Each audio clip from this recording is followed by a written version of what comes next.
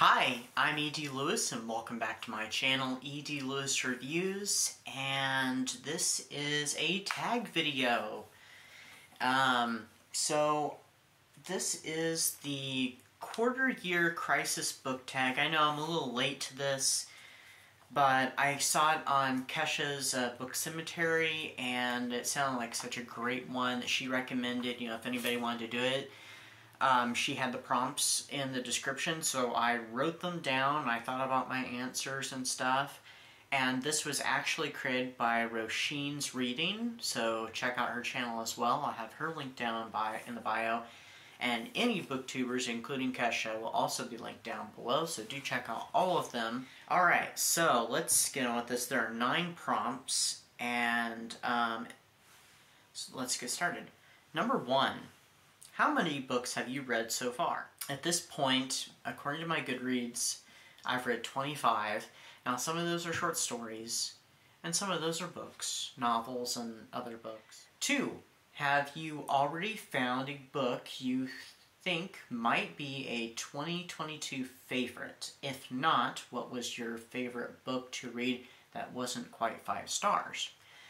Yes, I have. I found a few that are definite favorites, and of course at the end of, for my for my anniversary video at the ending of the calendar year, I will announce my top 3 favorite books. But thus far, I do have a favorite, and it's The Witching Hour by Anne Rice. Unless anything else challenges that, that may be, but you never know. You'll have to find out, though, when I do my anniversary video, what my top read is, but as far as you know at the moment, that's my number 1. Number 3 is any 1-star books or least favorite book of the year. Well, I don't give books a 1 star. Just a personal preference.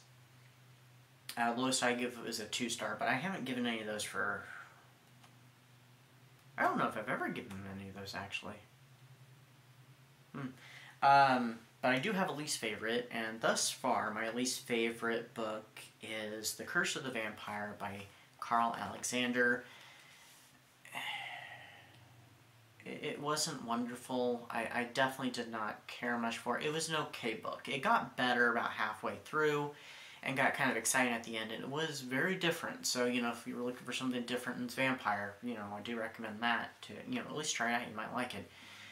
I didn't hate it, but it was my least favorite. So, number 4, most read genre so far. I keep saying thus far. That would be horror. Horror and Gothic are my top ones so far, and then I've gotten some pulp and nonfiction in there too. But horror is what I've mostly read this year. 5. A book that surprised you. Well, I'm trying to think. There's one I'm reading right now, at the moment, that's actually kind of surprised me a little bit. But I don't know if we're going to include that. So, out of the books that I have read at this point, The Witching Hour definitely surprised me, because I didn't know it was going to go some of the places that it went. So, definitely that one. And, the Buffy book really surprised me. I mean, and I have a whole video talking about that. The Buffy book, the second one I read for the year, in every generation. So I would say those are some ones that surprised me. Number 6, books that came out in a book that came out in 2020 already that you want to read but haven't yet. Well, that would be Ravenscroft Hall by R. St. Clair. It is a recent release. It just came out, earlier this month, but by the time this video comes up, it'll be last month. So, do check that one out. I haven't read it yet, but I do want to read it, and it sounds really cool. It's gothic romance and vampires, and so, it's very up my alley, and it's by BookTube's very own Regina St. Clair, Regina of Regina's Haunted Library, so definitely check it out. But that is a book that's come out already that I have not read yet, and I'm hoping that I can get to it soon with all the books that I would like to read. We all do that. So hopefully soon, fingers crossed. Number 7, one goal you made that you're succeeding at. Well, we're going to go with a goal that I already succeeded at, and that was I wanted to do a reading vlog over a book, and that was with the Witching Hour, and I did it, and I think it went well. So, by the way, anybody who's seeing this, if anybody is interested in me doing another one of those next year, a reading vlog, it will probably be on a shorter book than that. Please let me know, and I will get on that. So, number 8, one goal you made you need to focus on.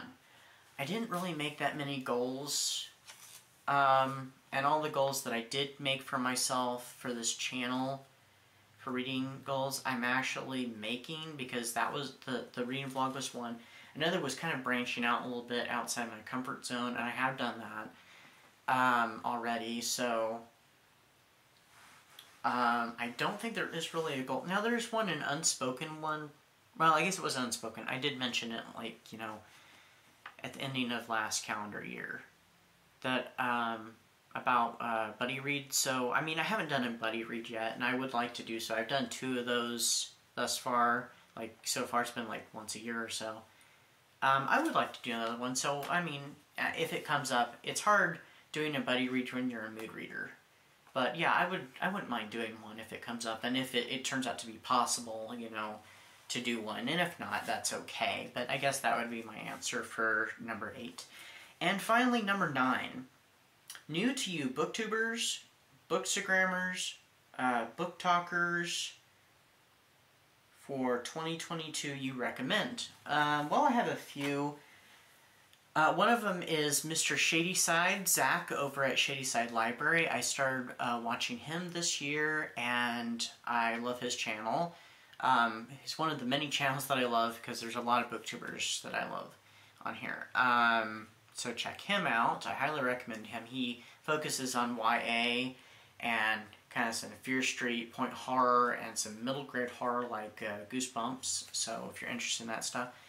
I don't remember if I'm going to mention some, and I may have actually started watching them last year, but I'm going to go ahead and mention them now. Monster Blood's another one, and he also focuses on a lot of those. He doesn't just do horror, though. He does non-horror as well. So that's Austin over at Monster Blood, so check out him as well. Pax at Pax Panic, she's one of the newer ones that I've started watching, and I try to catch every video of hers. And there's some of her old ones I've missed, and I need to backtrack. There's several on channels that I follow kind of religiously that I need to backtrack. And I've missed, from all the, some of them have been doing it for several years, so I haven't gotten to watch all of them, so I should. And who's another one? Do I have one more that I want to talk about? There's Mr. Shadyside, there was Monster Blood, there was Pex.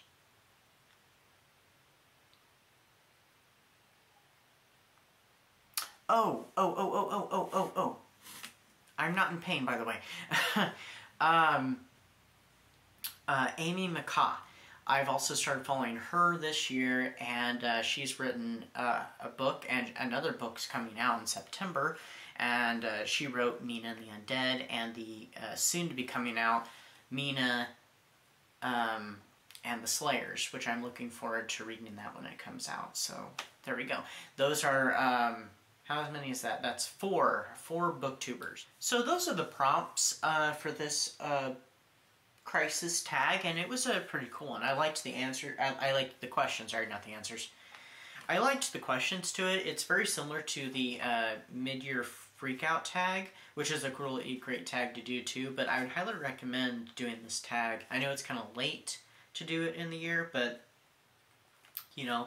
feel free. There's no prompt to tag anyone, so it's open to anybody. Or, you know, and it's fun to do these little, the freak out tag and now this one, even though I think it's meant for earlier in the year, but since it was such a cool tag, I couldn't resist, and it was something a little different, so I thought, you know, why not? So let's do it. So that's my video, and I hope you're enjoying summer, and you're remaining safe and staying quite spooky, and I'll see you soon with another video. Bye-bye.